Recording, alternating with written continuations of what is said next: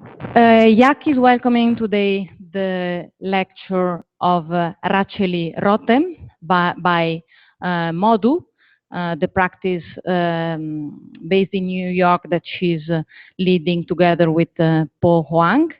And she's going to present a lecture with the title, "Can you believe the weather we are having?" I'm going to briefly read the abstract for you. The crisis of climate change is not simply an environmental project. It is also a cultural project that requires all of the resources of cross-disciplinary design thinking. Phu Hoang and Rachely Rotem, co-directors of MODU, argue that the undeniable truth of climate change can learn from weather itself, requiring design strategies that are varied, differentiated, mediated, and adaptive. All of these challenges and opportunities can be read every day in the weather report. So, well, Rachely is at her first time at IAAC, as we're saying, coming from New York, and they won several prizes, and they've been lecturing around. And so, thanks for coming. Please help me to welcome Rachely Rotem tonight.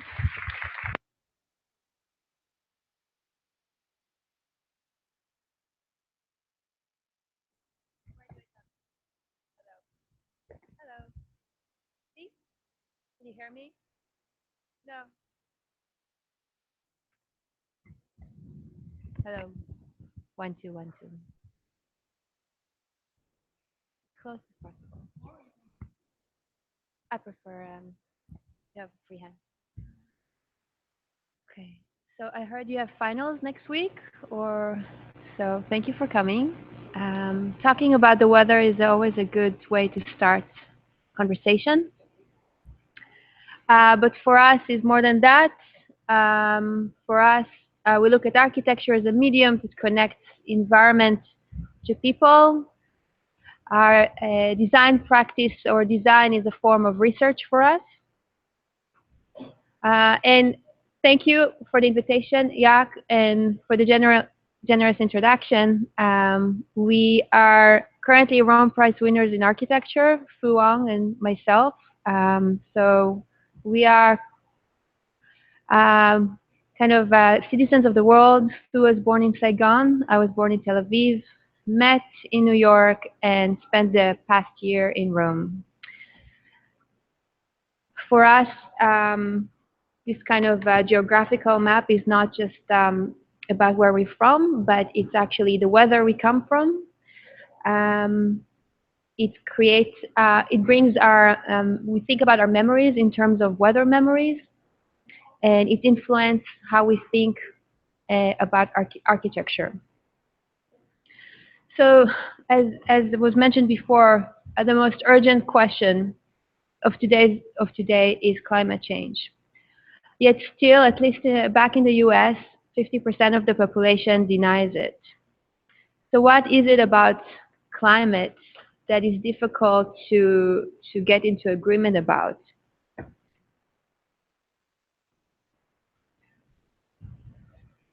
If we look at the geographic connection to weather or temperature, Northern Europe will be felt like the Mediterranean, and Southern Europe will be turned into North Africa.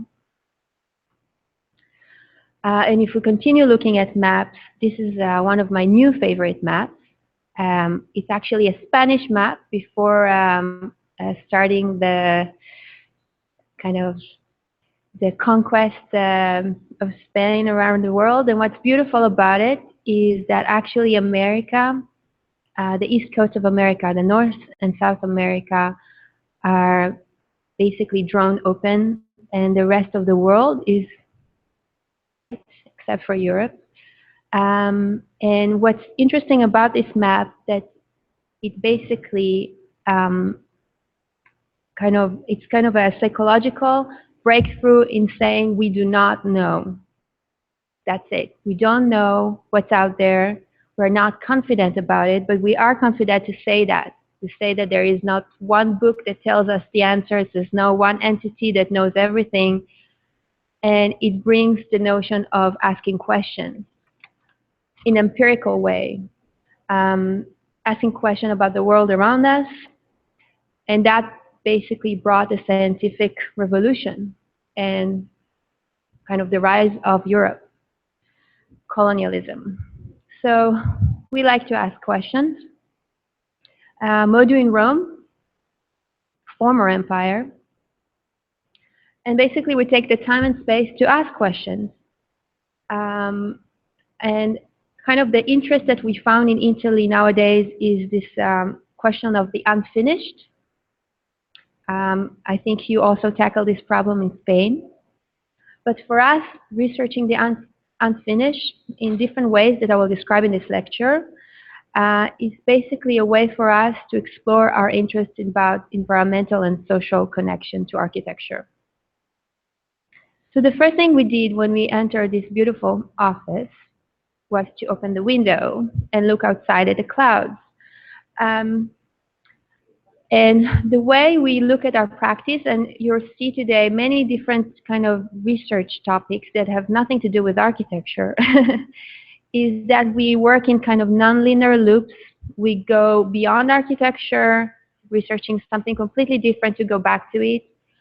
We look at time as duration from a second, a minute, a second, an hour, a day, a month, a year, a century, etc., etc.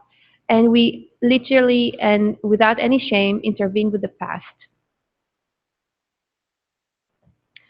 One way of exploring what is weather in architecture and what is kind of experiences that we cannot really see is creating new type of drawings. And this is our legend. A legend that is mutation of architecture and weather. Terms like walls of air, air corridor, or no weather are part of our lexicon. Instead of designing clear boundaries, sealed entities, perfectly controlled environments, we propose a range.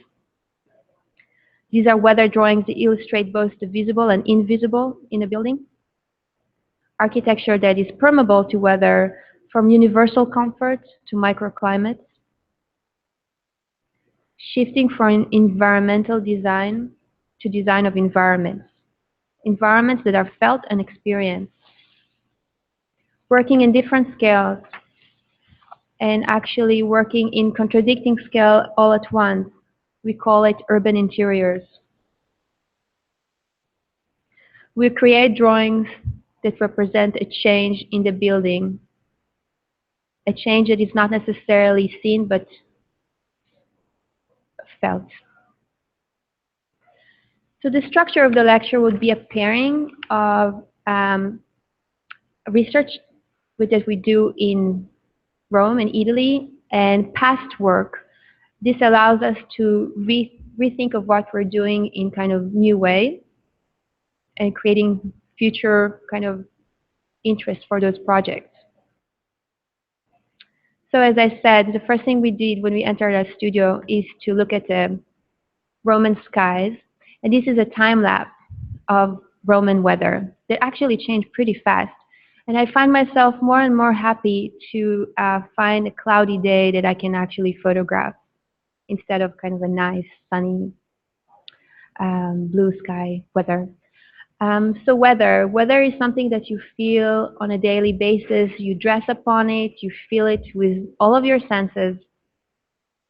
But if you start to accumulate them and document them day by day, with the changes that happen, you start to forget what you felt yesterday or the day before or the day before or what's going to be a day after. And it becomes more and more abstract.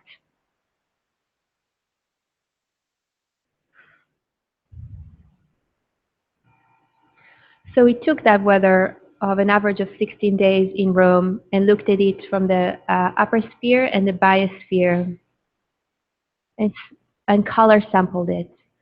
So you can start to you start to feel that you get more information than just the color of the sky. You start to feel pollution from the upper sphere to the biosphere. And the more and more you created averages and you sample all those colors together, you start to get climate. So that's the difference between weather and climate. I'm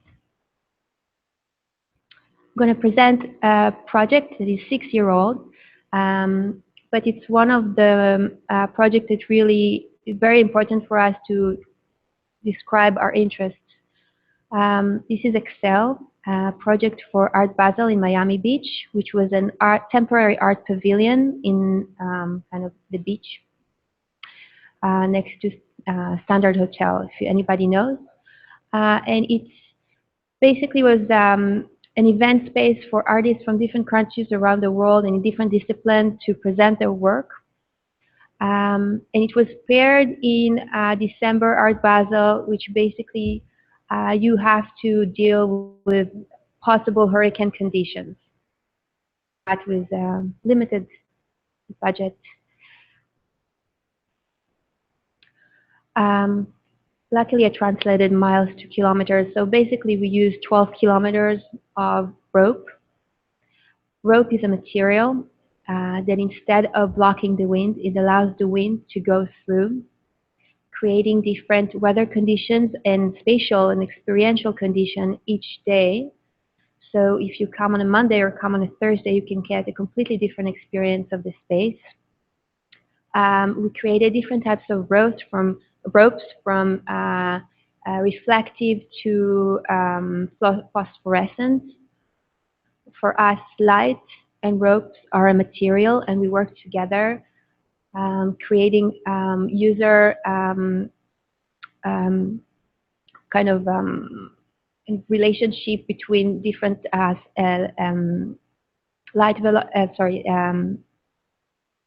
velocity and light.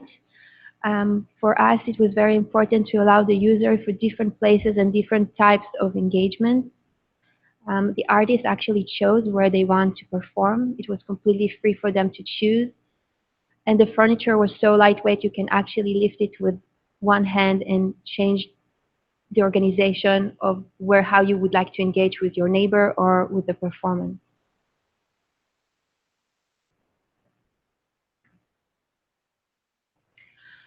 When you want if you want the wind to come through, you also have to learn to control it or create different constraints. So basically, we had these different parameters to allow the wind to go through and move, but also make sure that it doesn't entangle. The rope were in different heights, so they wouldn't entangle with one another. And there were two kind of weaving options that basically create more and more constraints, so the movement is more controlled. Different angles of where the ropes are, how the ropes are twisted with light create different conditions.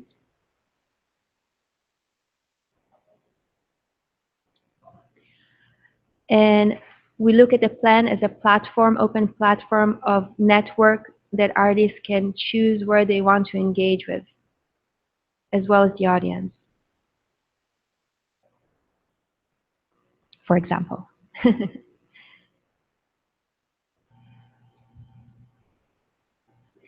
So what do you do with all of this material of a temporary pavilion? What is the life of a ruin? We basically donated the footing of the project to become a marine, fish marine in the waters of Florida. I haven't been there, I can't scuba dive, but we get a ping once a year from someone who actually checks that the marine's life is healthy. And we like to say how we appreciate our clients. The fish is part of our clientele.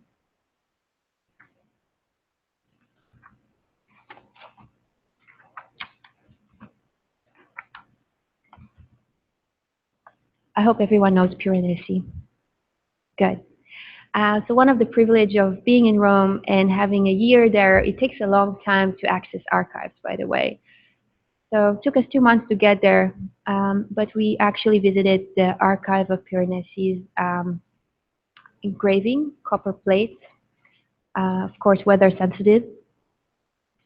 And for us, he he is a kind of an example of someone who knows how to create environmental kind of experiences through, if you can see how amazing the sensitivity of these lines. We kind of track his work, and surprisingly, he had periodically went back to his engraving and changed them. You would think that once you are done with engraving of a image of Rome that you're done, but you're not. He came and periodically changed them again and again, rarely changing the architecture, but did change the clouds and shadows and earth, creating different kind of experience and sensorial experience to his kind of drawings. We wanted to intervene with his work and basically saying, what if we get rid of the architecture? What do we see then? Can we enhance the weather? And by the way, he drew it in the 18th century, which was the end of the Little Ice Age, which means that he probably kept on drawing and drawing climate change.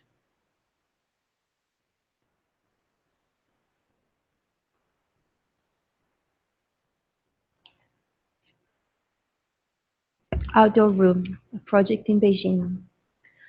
Smog, as you probably know, is a serious problem in Beijing. Of course, those colors represent health hazards. Our project was in the Olympic kind of grounds in Beijing to kind of basically empty grounds that were meant to be reactivated. Our concept for the project was to create a room in a city in a room. An outdoor room with a sky window. An outdoor room, this is an urban space that invites people to enter or simply walk through. It is neither fully enclosed nor open, but in a state of in-between. It is a barometer of air pollution in times that this data was not available because of political issues. The view of the Olympic Park appears and disappears according to pollution levels, making the pollution itself an enclosure or an interior partition.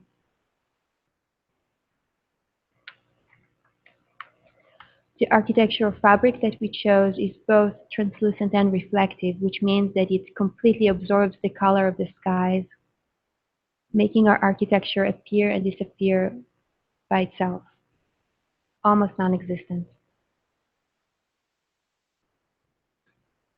Question: can we define programmatic needs of a building through specifying kind of weather condition or interior atmospheres?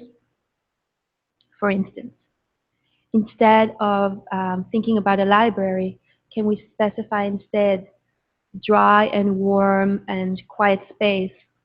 Or if we are to design a lobby, strong lit space with a sound without echo. Will that be enough to create architecture or to specify it? Nolly map that's been researched, and I'm sure you know the Nolly map. But looking back at it, which is kind of fun to go back to things we learned in the past, and looking at the city, which represents, of course, in kind of figure-ground relationship of black is private and white is public. But what is interesting about it is that actually, if you look at the white, part of the public were interior spaces as well, like palazzos, palaces, or churches. And if you can start to imagine this kind of microclimates that were free for everyone to experience, it was much more diverse than the city of Rome that is accessible today. So, imagining our own city, what if our future city, the public grounds are both exterior, the black and the white, or the figure and the ground are both public? A city that is comprised of redistributed hybrid of urban elements and interior one. Collision of urban corridors, interior streets, outdoor rooms, or indoor piazzas. A city that rethinks the notion of privacy in a digital age. City that is made of an exchange between thermodynamic and social flows. So this is an installation that we did in the American Academy in Rome, where we conduct our research. And one of the privileges of that place is the collaboration of multidisciplinary collaboration. So this project is a collaboration between climate scientist, composer, historian, and two writers. And it's not a joke. 12-meter long, one sheet of paper that represents our cities.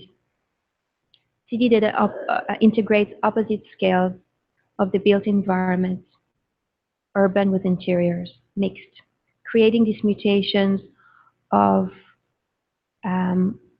air corridors that provide breeze and air to the city, with roof ponds that collect water while still becoming a shelter, outdoor rooms that are open and intimate in a contradiction that live together pretty well, etc. With the notion of density, you are able to even density allows you to control more or build more microclimates in a space. So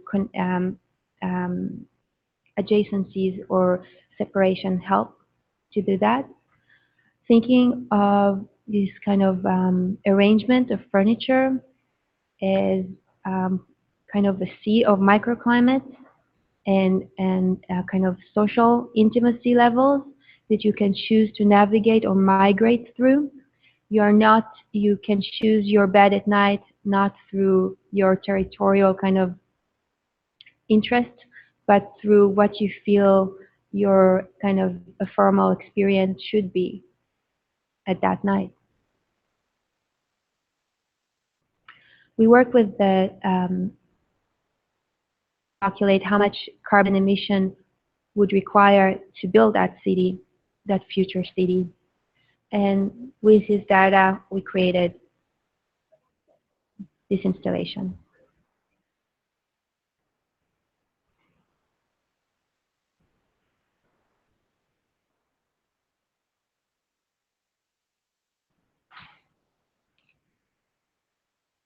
The snow was coming down hard, erasing the city.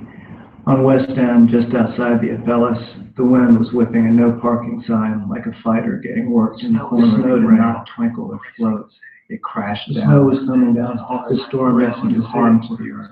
On West End, just outside the Apellis, the wind was whipping a no parking sign like a fighter getting worked in the corner of the rain. The grating metal and the horns and the incessant. His Muslims are concerned with our sense of merchant coming with materials of the law, how to bring sight down and smell to the cool breeze. She does not call the prayer, his solutions, times, speed. Long ago, it could flatten kiln breaks, there was nowhere to hide. Later the men burned the kilns and sanded there, and the land was not the same. The sky had a greenish cast and a muted circular tumbling. The animals lifted their heads.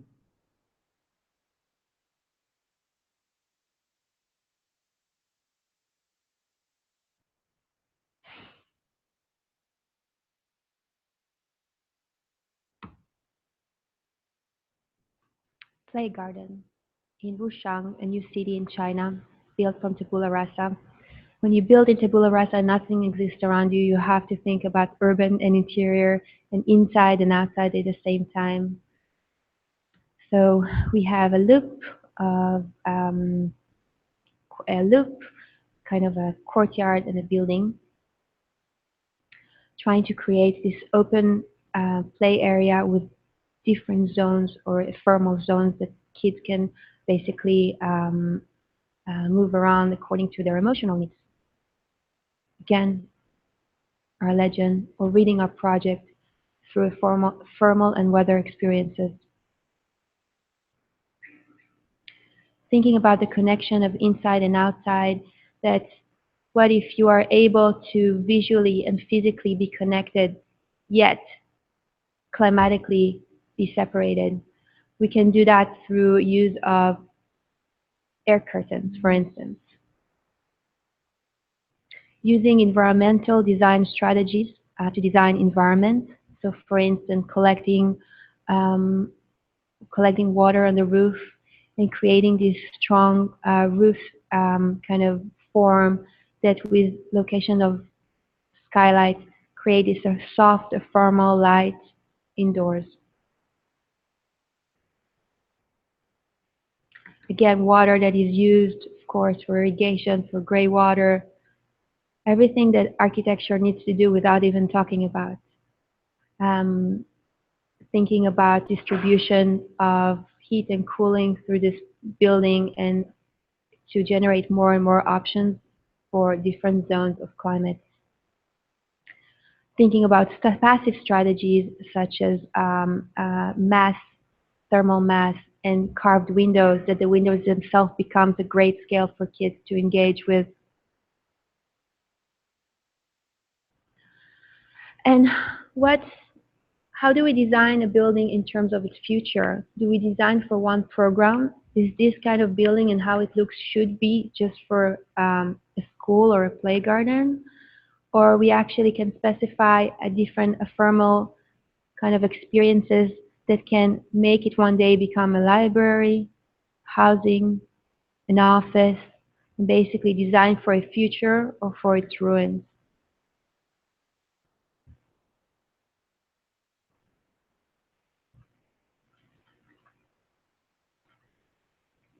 Okay, so if you didn't know, we're also thermodynamic creatures as the rest of the universe.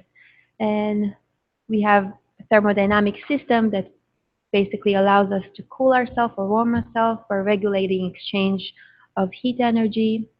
Same as buildings. There's an exchange between warmer and cooler energy that's mixed in the air, and it's of course an invisible process. Yet humans are built of both thermal and social dynamic systems. We are not cats. And so we went to the piazzas of Rome to basically explore them through thermodynamic cameras, created a walk in the city between different piazzas. We look at them, we translated those colors that represent temperature into language of lines. And when you walk with me through the piazzas and you think about this network of interconnected voids, of urban rooms, of macro flows of heat from warm to cool regions with different thermal properties. People, either in the summer are craving for the shade or winter craving for the warmth of some sun, started to gravitate together into different zones. So you can see here people. And if you can kind of look closely, they are basically camouflaged with the architecture. They're camouflaged and also becomes a group of strangers that if you look at them through the lens of this camera, becomes a group.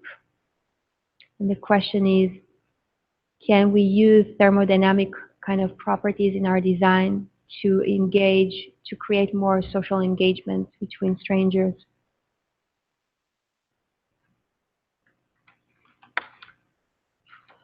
Okay. I have lots of notes.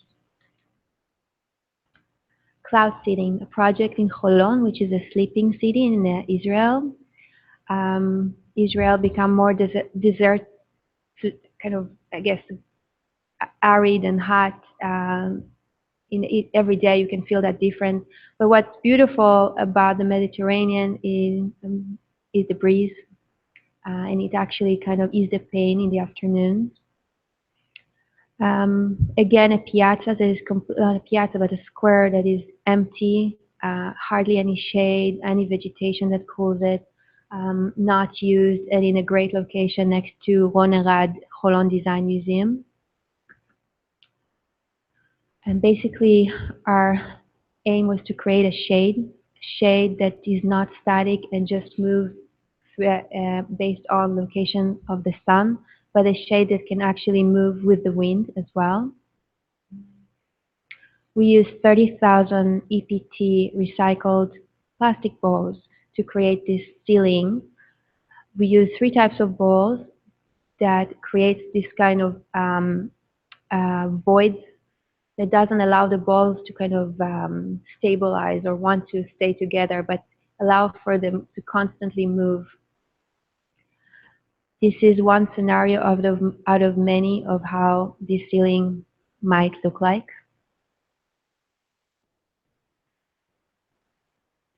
We use the light structure. Let me see, we have a, okay, that's a good way of looking at the project. We used a greenhouse light steel structure, and we laid mesh kind of panels in a certain height. Of course, the ceiling has to be super level to allow for the balls to move from one side to another according to the breeze level.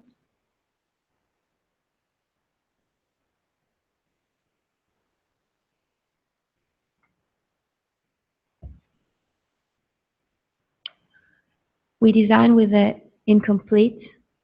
30% of the ceiling should have been empty in order to allow for this movement, and allowing for different activities that are kind of uncontrolled to take control below.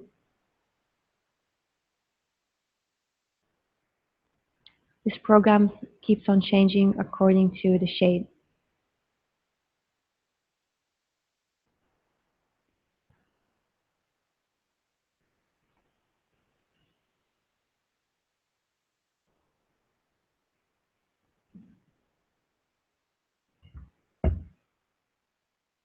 Allowing a relief from a super, super hot day.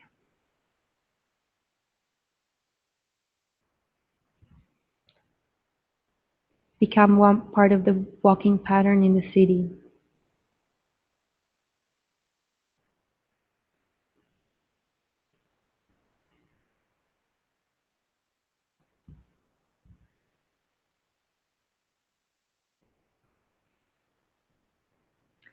If we design for weather scenarios, how scripted the program needs to be? Is this a lounge area, a bookstore, or a house?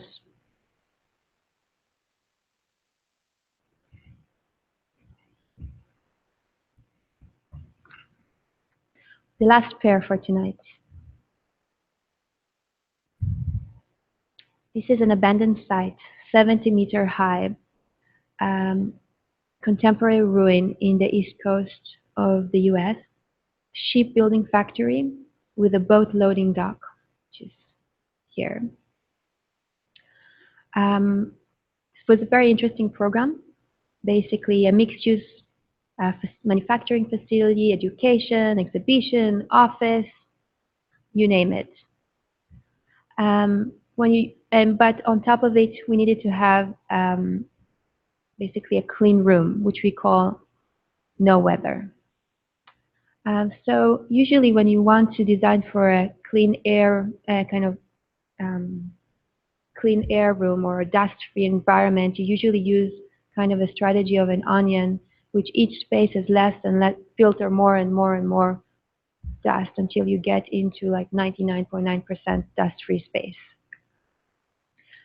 The issue with this kind of diagram is that socially it creates a lot of segregation between different user groups and the community itself. So what if we manipulate this diagram a little bit? If we look at this space of no weather and around it, there is still this area of onion but we try to create different microclimates that appear while maintaining visual connection through the use of air curtains, which I'm not sure that you pay attention to, but it's a fantastical mechanical system that is basically in almost every store you enter in the city. And it can basically create this curtain of air that separates two environments. So what if we have a factory that has this different kind of dust condition or temperature condition, because you can't really cool a 70-meter tall ceiling, but you can still create a community that visually can see each other and connect.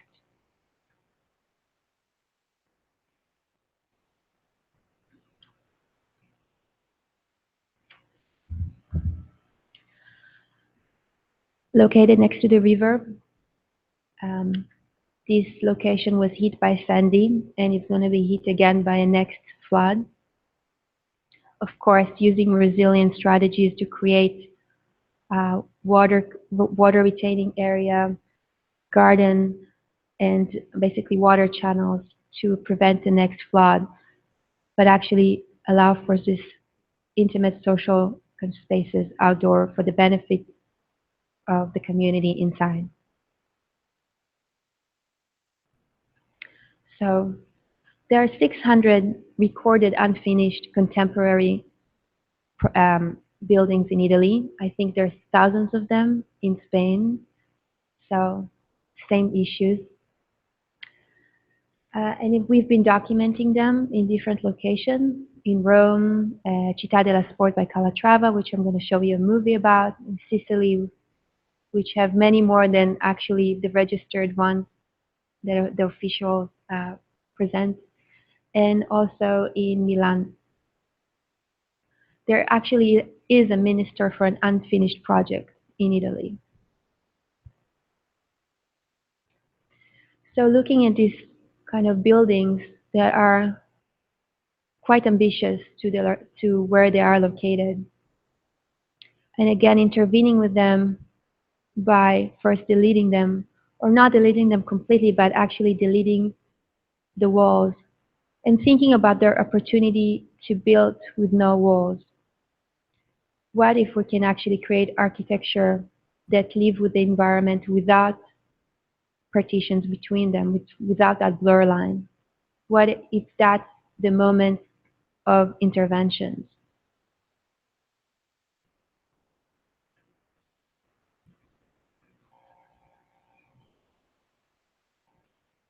So Città della Sport, 200 million euro, 70 feet high monument for basically 2 pools and a stadium that I don't believe will ever be finished. We look at these projects, of course, as an opportunity.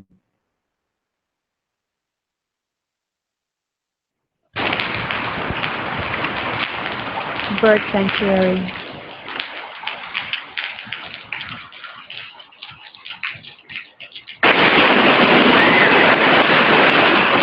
Indoor range.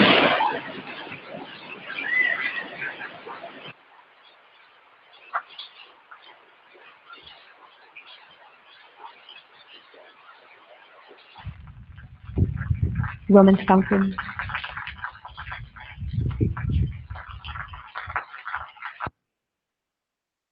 Open enclosure.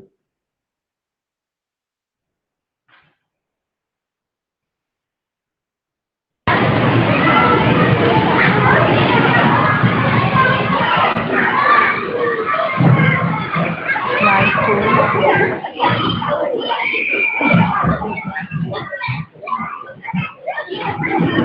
Indoor city.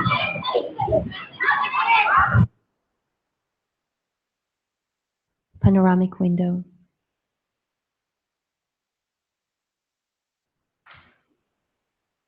Artificial mountain.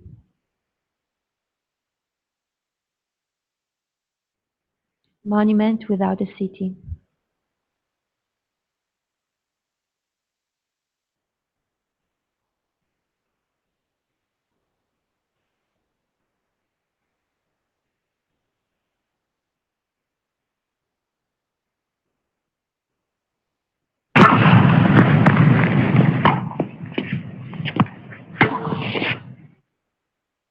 An interior park.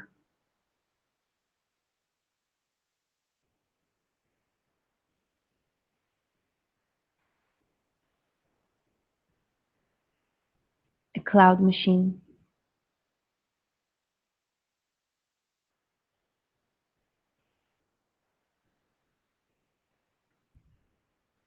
It's right here. An air quality index.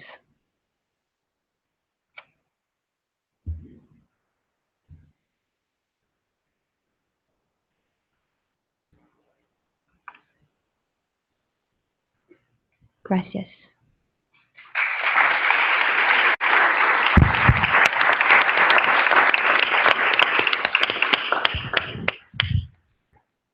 Many thanks, Rachely.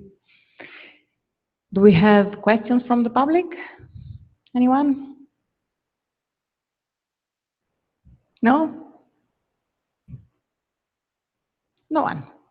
So it means everything was very clear. Really? Let's wait. 1 more minute. No questions at all? Yeah. Bravo, Cronis. I'm sorry? What's the noise? It's actually not noisy at all. But that's a great question.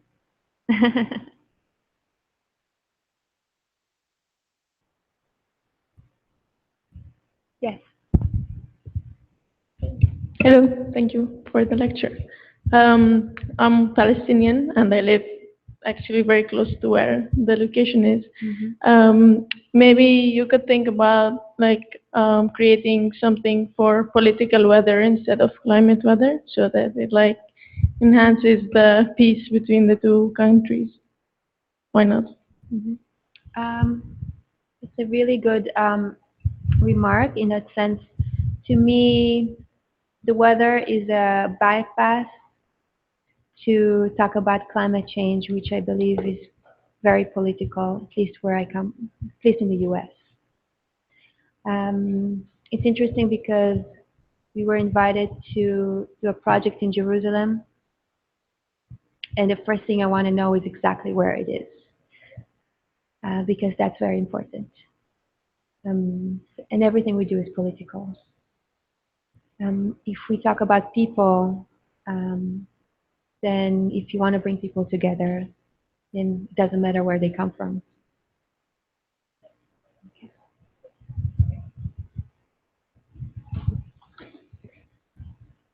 Could you?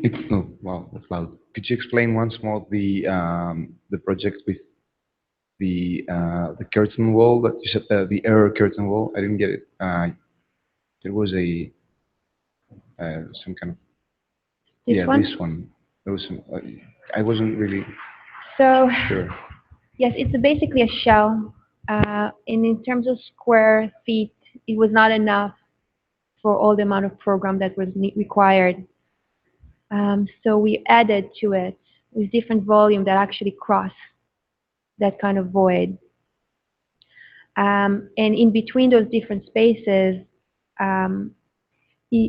if you want to create zones that are climatically different, which there need to be, right? Then most of the time, the strategy to do it is through walls, which start to become kind of a social separator. And I think this is a mechanical system that you can use, the curtain wall, that allows you for visual connection and more open plan in that sense, an open plan that you can move around between one place to another without affecting or jeopardize climatic efficiency.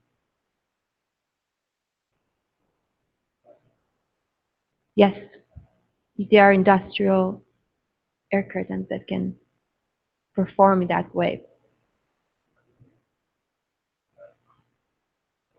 Depends where you put it. Absolutely. It's not going to work in a space like that, but if you create some sort of areas that are wide enough to allow for kind of a feeling of connection, then it will work. Yes. if sorry to come back to it, but like Yep. in terms of like sustainability, if we compare it to, let's say, a glass wall or something that gives transparency but doesn't allow heat exchange between between the zones, doesn't it work worse? And in that sense, does it like is it less sustainable, or therefore consuming more energy, or like from a Yes. purely kind of like metrics point of view? A glass wall or a glass ceiling is a barrier, right? So that's one thing. It is an active machine. It's not a passive system. In this kind of condition, a passive system is not enough. And it's true is how you mitigate energy is a question. And a more complex question is how do you calculate sustainability, correct? So part of the strategy of putting one space with another is already a sustainable solution, or even reuse of abandoned sites.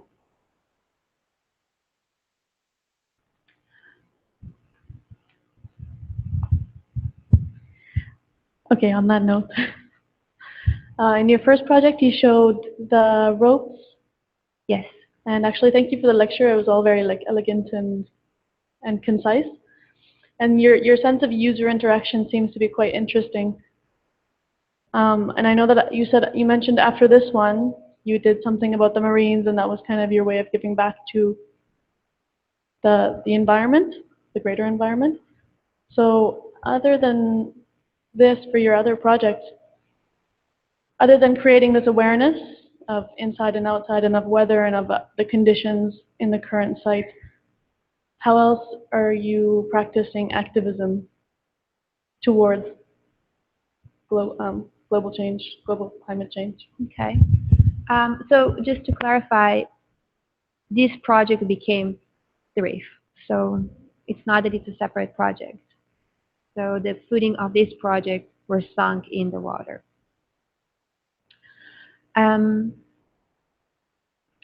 Okay, I lost my stream of thinking.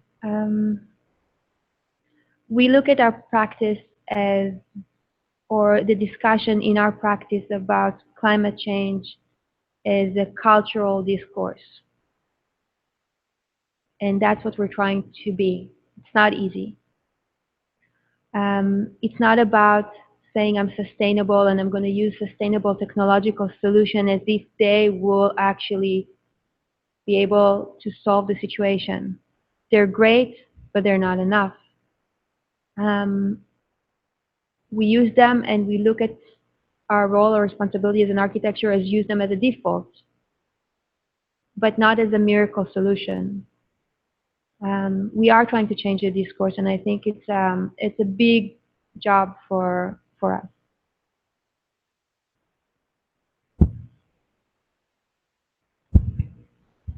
Thank you. Thank you.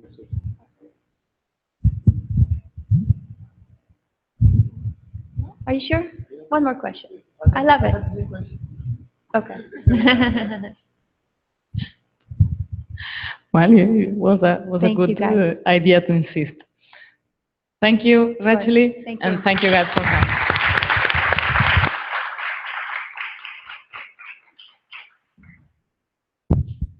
We have some beers if you want to serve yourself at the bottom.